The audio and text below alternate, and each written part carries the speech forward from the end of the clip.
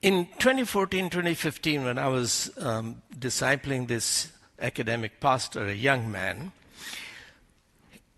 the Lord began to say to me that in 2017, you need to be in Germany. This is 500th anniversary of the Protestant Reformation. And I had months of argument with the Lord. Germany doesn't need me. These slum kids do. Germany has so many scholars and theologians who understand Luther much better than I do. The Lord said, don't be silly. You think I don't know that Germany has better theologians than you? I'm not looking for scholars.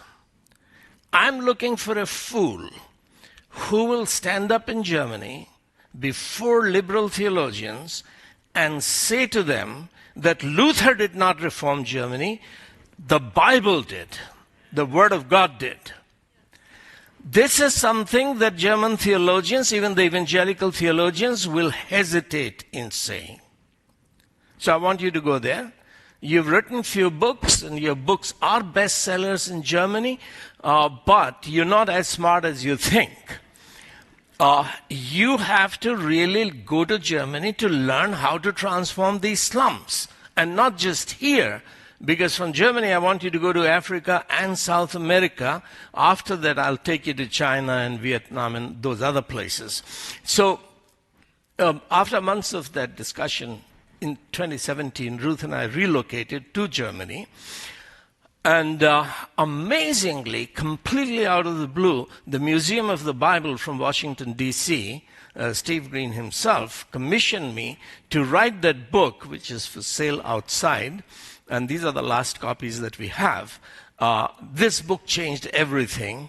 The Bible's amazing impact on our world. When I began to research and write that book, I realized that one book isn't sufficient to really explore what the Bible has done.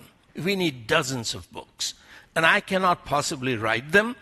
We have to have hundreds of scholars studying the Bible's impact on China, on Korea, on Indonesia, in Africa, in South America, in Europe. In America, is the Bible the foundation, the soul of the United States of America? This needs hundreds of scholars, and that's what I've got to learn to work with other scholars. Because all of these cultures and nations and regions are now floundering because the West has amputated its soul, which is the Bible. So, while I was finishing that book, it took much longer than I wanted it to take. So Ruth had to return here because I think Vikram was ready to come. And Ruth came here. And I was there finishing the book. I was praying, how do I conclude this book? I read a news item on the internet that a young mother, 34, 36 years, I've forgotten, it's in the book, 34 or 36-year-old mother picked up a steak knife and started attacking her 6-year-old son multiple times. The son, bleeding from all over her body, ran into the neighbor's house saying, "My mother is killing me." By the time the police came, the mother was in bed with her 14-month-old baby. She had not bothered to wash off the knife, the blood off the knife, or to change her clothes splattered with blood. So what's going on? Her response, according to the press, was that the boy deserved it. But the news item actually didn't explain what was going on. So I began looking on the internet, who else has covered this incident, and there were several news items, but written by different reporters, published by different media outlets. By the time I was reading the last details of the story, I began to realize that none of these journalists have said a word about the father. Who was the father? Where was he? What did he do? Did the boy know his father? Did the mother know who the father is? Did the two kids have one father or two fathers? Why is the American press not interested in the father? Of course, that's been going on for a long time, 20 years or so. The press has been glamorizing. Here is this Hollywood celebrity XYZ. Look how beautiful she looks, pregnant, even though she is not married. That's glamorous, to be an unwed mother. Why is American press not interested in a father? Can it define what is a father? Oh yes, biology says father is a male who makes a female pregnant.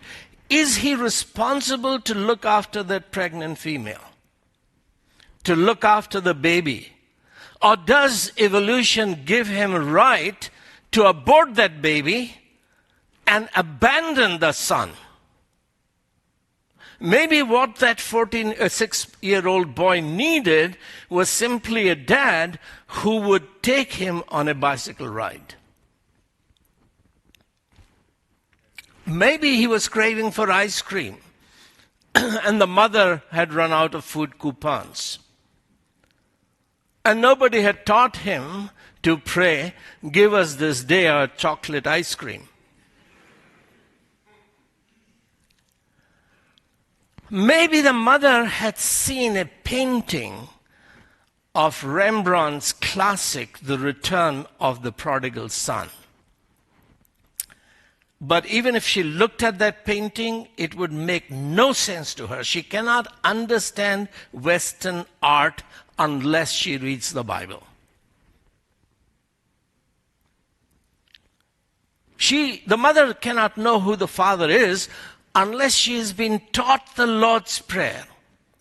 If the kid is going to respect the father and the mother, he has to be praying, Our Father who art in heaven, may your name be revered by me in my life. He's the father. He should be revered. Your kingdom come, your will be done on earth means that your will should be done in my life, in my family, because you are the father. Who is to protect him from temptation? Is it father's responsibility to lead me not in temptation, but deliver me from evil, etc.? If the woman has not been taught the Lord's Prayer, evolution, no class science of physics or chemistry or any department is going to be able to help us understand what a father is. She has to listen to Pastor Andre's sermons. But that is not allowed in the education system. So the people who cannot decide, who do not know, what's the difference between male and female? What is a father? What is a mother? What is family? What is love? What is marriage? What is divorce? Who gave them the right to educate our children? Well, unfortunately, the church gave that right to the state. How it happened in Europe, how it happened in America, I will not go into that. But the revolution is for the church to take education back from the state. Oh, we can't compete financially. Of course we can't. Because economy is the main reason why the church handed over education to the state in 1932, in 1832 in Europe, in Germany, etc., after Napoleonic Wars, particularly after World War I here in America. For financial reasons, the church handed over the state. Since then, of course, theology got corrupted, and church doesn't even believe that we have anything to do with truth. We sing Amazing Grace, we have no hymn about amazing truth. We are not baptized with the Spirit of truth. Truth is not our business. It is the business of the secularists and the scientists and the lawyers and the press to find out the truth. We won't go into all of that discussions. I'll wind up for now. I might return at the end to explain more. But it gives you a glimpse that this is a global revolution where slums of India are to be transformed. Villages of India, villages of Uganda,